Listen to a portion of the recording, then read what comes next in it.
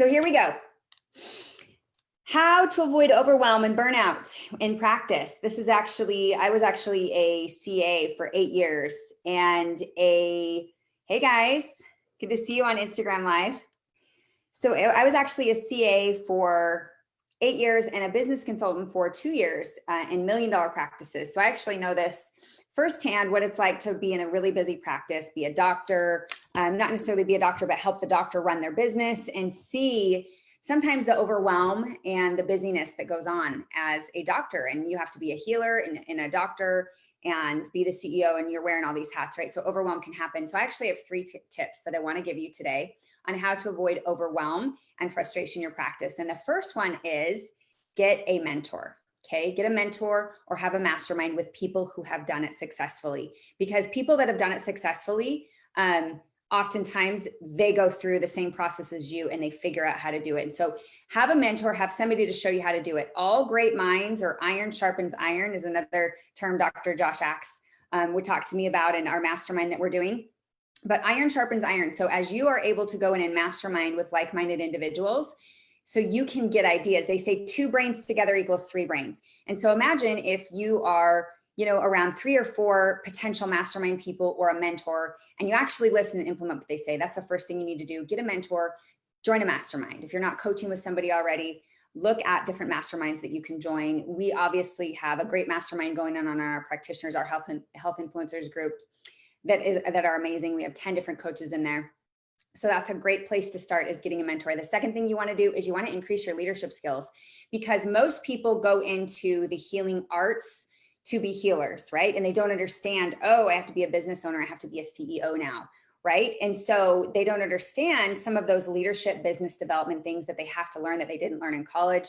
And then they have their intuitive gifts, they have their zone of genius, right, that they're in. And that zone of genius is super important, because that zone of genius is where you are, where you shine, where you do your best, and where you do your work you were called to do, right? But if you're stuck in the muck and stuck in the business, and you don't at least go and explore and develop some of those leadership skills, then you're going to have a hard time making good money while being the healer or the health influencer or the practitioner that you want to be.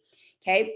You want to, as this leader, develop your employees or your business partners. You want to have a really clear vision and mission. So that's number 2, increase your leadership skills. The third thing you need to do is take massive action.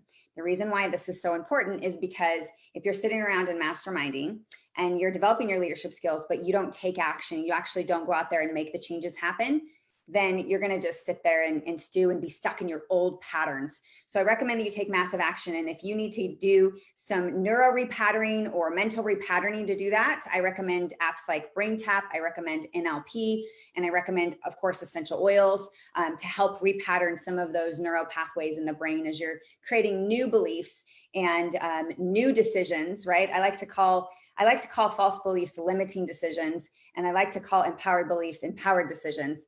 So it's really important that you do that third thing and you take massive action. So let's review once. Get a mentor, okay? Get a mastermind and a mentor of people that are doing it, that are more successful than you, okay? And 2, you also want to increase your skill set, your leadership, your development of your employees, your development of your partners. You have to learn how to get support, okay? Do not try to do everything yourself, because then you just won't be good at anything. So you have to get support, develop, have good leadership, develop your leadership and your CEO abilities so that you can stay in your zone of genius as much as possible, where you thrive, where you are called to live, right? And then 3rd, take massive action. Because if you don't take action and start moving, then you're going to stay stuck in these same patterns that you've been stuck in for years. So I hope you guys enjoyed these practice tips and health influencer tips today. If you want to join the conversation mastermind with me, you can join our group, Essential Oils in Practice. And this group, we don't just talk about essential oils and chemistry. Sure, we'll give you that great information. We have some of the best functional medicine minds in the world in this group, but we also really mastermind about business and leadership and how to really create wealth and abundance and stay in your zone of genius.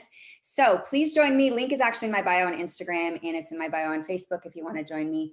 If you're a practitioner, a health influencer, we'd love to have you in there. Thanks for joining me today. Hope this was short and sweet for you guys. Bye-bye.